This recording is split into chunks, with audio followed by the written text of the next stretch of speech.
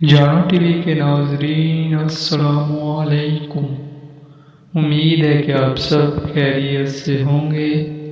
تمام نئے آنے والے دوستوں سے گزارش ہے کہ ہمارا چینل سبسکرائب کریں اور گھنٹی کے بٹن کو دبا دیں تاکہ آنے والی ہر لیٹسٹ ویڈیو کا نوٹیفیکیشن آپ تک جلد سے جلد پہنچتا رہے۔ تو دوستو، آج ہم بات کرنے جا رہے ہیں پاکستان کے سب سے امیر ترین شخص شاہد خان کے بارے میں۔ تو امید ہے کہ آپ کو ویڈیو پسند آئے گی۔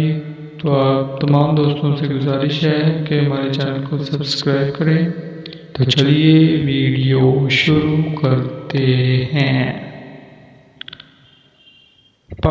$500 سے $9 بلین تک پہنچنے والا شخص شاہد خان پاکستان کا سب سے امیر ترین شخص کیسے بنا؟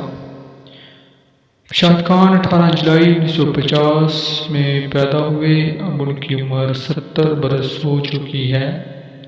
وہ اس وقت امریکی ریاست فلوریڈا کے ایک علاقے نیلسن میں رہتے ہیں۔ ان کا مذہب اسلام ہے۔ وہ دوہری شہریت یعنی پاکستان اور امریکن بھی ہیں۔ انہوں نے BS کیا ہوا ہے۔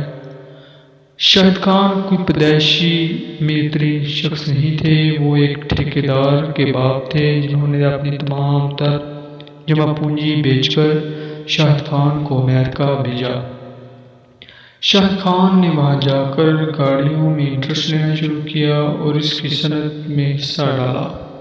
پہلے شاہد خان ایک کمپنی گاڑیوں کے پرزے بنانے والی فلیکس اینڈ گیٹ میں کام کرتے تھے۔ آہستہ آہستہ انہوں نے اس کام میں مہارت شروع کی اور پھر اپنی ایک کمپنی بنا ڈالی، کیونکہ جس کمپنی میں وہ کام کرتے تھے ان میں وہ عزت و رتبہ نہیں ملتا تھا جس کے وہ قابل تھے۔ تو دوستو، جو شخص اپنے اتنے دور ماں باپ کو چھوڑ کر امریکہ آیا ہو اور اس کے پاس اتنے پیسے بھی نہ ہو کہ وہ کھانا کھا سکے، وہ دنیا کا امیر ترین شخص کیسے بن سکتا ہے؟ شاہد خان پاکستان سے صرف $500 لے کر آئے اور پھر یہاں پر برتن دھونے شروع کر دیے، اور وہ دن بھی آیا جب وہ $9 بلین کے مالک بن گئے۔ شاہد خان کے انڈر اس وقت 24,000 ملازمین کام کرتے ہیں۔ ان کی کامیابی کی وجہ یہ بنی کہ جس کمپنی فلیکس اینڈ گیٹ میں کام کرتے تھے، وہ کمپنی کے انجینئرز جو گاڑی کا بمپر ہوتا ہے وہ 15 مختلف ٹکڑوں کو اکٹھا کر کے اس بمپر کو بناتے تھے، لیکن شاہد خان نے اپنی قابلیت کا مظاہرہ کرتے ہوئے ایک ٹکڑے سے وہ بمپر بنا ڈالا، جس کی وجہ سے اس کے معیار میں اضافہ ہوا، وہ زیادہ مضبوط ہوا اور زیادہ پائیدار بنا۔